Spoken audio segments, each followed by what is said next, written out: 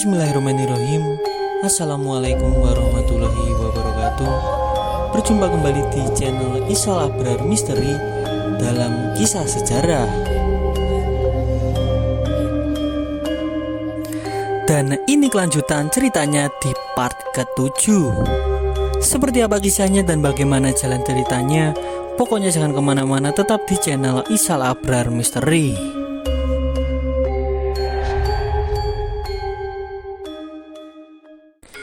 Keteguhan niat Sutawijaya telah tetap untuk mendirikan kesultanan baru di Mataram. Dalam hati kecilnya tidak ada niat sama sekali untuk memberontak kekuasaan Pajang. Tetapi ia juga segan menjadi orang bawahan Pajang. Peristiwa tersebut dianggap sebagai pembangkangan. Demikianlah Sultan Pajang mengirim putranya yang bernama Bawana ke Mataram dengan kedok kunjungan. Bawana harus membujuk Sutawijaya untuk sebo di Pajang. Jika ajakan itu ditolak, Mataram harus digempur. Oleh karena itu, Raden Bawana berangkat dengan bala tentara Pajang yang dipimpin oleh Adipati Tuban. Maksud kunjungan Pangeran Bawana itu tercium oleh Sutawijaya. Kedatangannya di Mataram disambut secara besar-besaran. Orang-orang Pajang dijamu dengan pesta pora. Ajakan Pangeran Bawana agar ia suka menghadap Sultan Pajang diterima dengan baik dan disanggupi. Dalam pesta pora itu, bala tentara Tuban mempertunjukkan tari rangin dan tari olah senjata. Pada kesempatan tersebut, putra Sutawijaya Raden Rangga disuruh ikut menari. Ternyata terjadi insiden. Raden Rangga ditikam dan ditusuki dengan keris, namun tidak mempan karena ia adalah orang yang kebal. Ketika Raden Rangga disuruh membalas, orang Tuban ditempeleng dan kepalanya pecah. Pesta pora lalu dihentikan. Orang-orang Pajang pulang untuk memberikan laporan kepada Sultan Hadiwijaya. Peristiwa tersebut telah dianggap sebagai hinaan terhadap Sultan Pajang.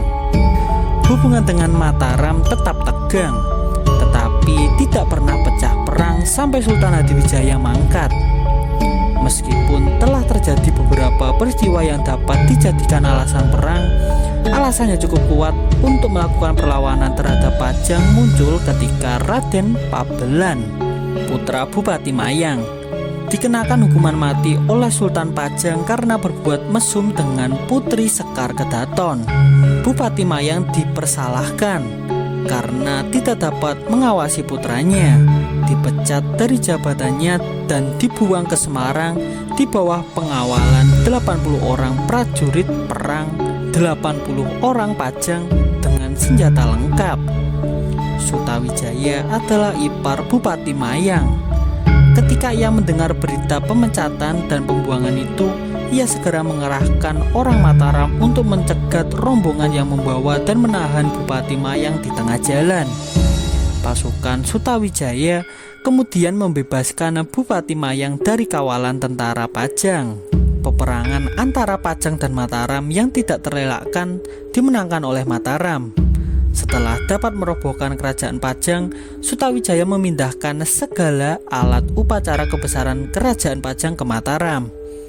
Sejak saat itu, tahun 1586, berdirilah kerajaan baru, Kerajaan Mataram, dengan Sutawijaya sebagai raja pertamanya yang bergelar Senopati ing Ngalogo Sayidin Panotogomo. Sutawijaya sering disebut Pangeran Ngabei Loreng Pasar, menggunakan gelar Pangeran Haryo Mataram Senopati Pupuh.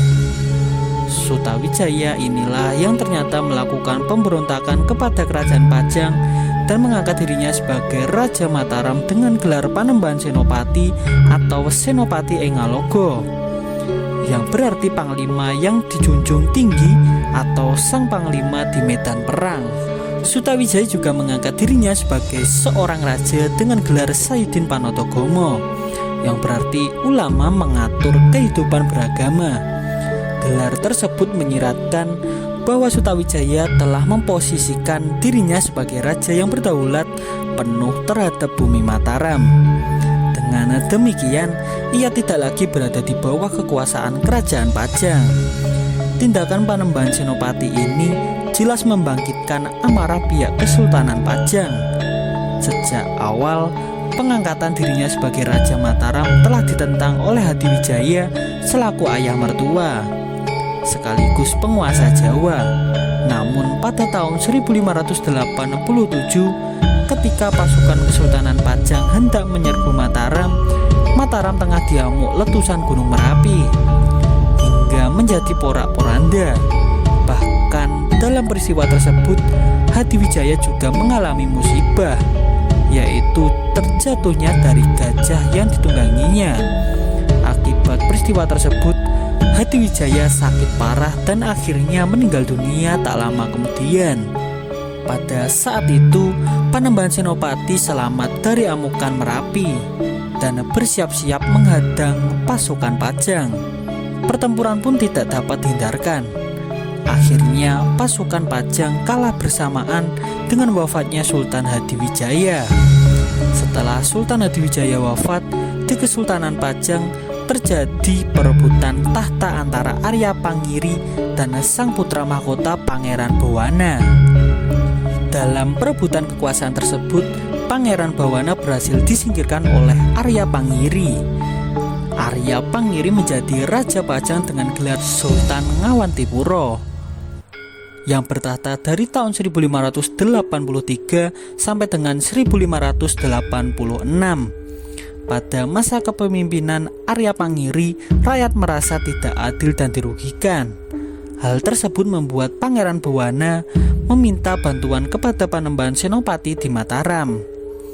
Perang tidak dapat dielakkan. Arya Pangiri berhasil ditaklukkan oleh Panembahan Senopati. Namun dalam perang tersebut, Arya Pangiri tidak dibunuh. Ia masih diampuni oleh Panembahan Senopati. Sejak saat itu, Pajang yang tengah mengalami perang saudara berada di bawah kekuasaan Mataram. Karena perang saudara di Pajang berakhir, Pangeran Bawana menawarkan tahta Pajang kepada Panembahan Senopati. Namun saat itu Panembahan Senopati telah dinobatkan menjadi Raja Mataram, sehingga ia pun menolak tawaran Pangeran Bawana. Panembahan Senopati justru menobatkan Pangeran Bawana sebagai Sultan Pajang. Pangeran Bawana bergelar sebagai Sultan Prabu Wijaya. Setahun kemudian Pangeran Benawa wafat. Sebelum meninggal, ia sempat berpesan agar Panembahan Senopati untuk melanjutkan pemerintahan di Kerajaan Pajang. Setahun kemudian, Pangeran Benawa wafat. Sebelum meninggal, ia sempat berpesan agar Panembahan Senopati untuk melanjutkan pemerintahan di Kesultanan Pajang. Maka sejak saat itu Panembahan Senopati menjadi Raja Mataram Islam pertama. Akan tetapi untuk menghormati Sultan Hadiwijaya dan Pangeran Benawa, ia tidak mau menggunakan gelar Sultan. Kekuasaan Raja Mataram yang pertama itu hanya meliputi daerah Mataram, Kedu, dan Banyumas. Sebenarnya Pajang dikuasai juga, akan tetapi daerah-daerah yang dulu termasuk wilayah kekuasaan Kerajaan Pajang tidak mau tunduk. Malahan daerah-daerah yang dulu dikuasai oleh Kerajaan Demak tidak mau tunduk, sementara itu daerah-daerah pesisir juga selalu menentang Senopati. Dengan demikian, secara ringkas dapatlah dikatakan bahwa Raja Mataram ini harus selalu dengan Partai Pajang yang terdiri atas Pajang dan semua pelabuhan Jawa Timur dan Pantai Demak yang terdiri atas Demak dan sekitarnya. Kelompok Pajang selalu dibantu oleh Surabaya yang sudah menjadi bandar yang besar serta kuat. Adanya lawan-lawan itu menyebabkan masa pemerintahan Senopati selalu terisi dengan kegiatan peperangan. Sebab pemberontakan selalu timbul meskipun pemberontakan selalu dapat dipadamkan dengan kekerasan. Sebenarnya Senopati bercita-cita mempersatukan Pulau Jawa termasuk Banten. Tetapi terlebih dahulu ia akan berusaha mempersatukan daerah-daerah di Jawa Tengah dan Jawa Timur. Sesudah itu baru berusaha menundukkan Banten. Selanjutnya, jika cita-cita itu sudah tercapai, Mataram akan berusaha terus sehingga dapat menguasai perdagangan mancanegara di Asia Selatan. Sebagai langkah awal ke arah tujuannya, pada tahun 1595 Mataram mendudukan Cirebon dan menempatkan daerah ini di bawah kekuasaan Mataram. Pada tahun 1601 Panembahan Senopati mangkat dan digantikan oleh putranya, yaitu Panembahan Hanyokrowati. Dan kisah ini pun bersambung.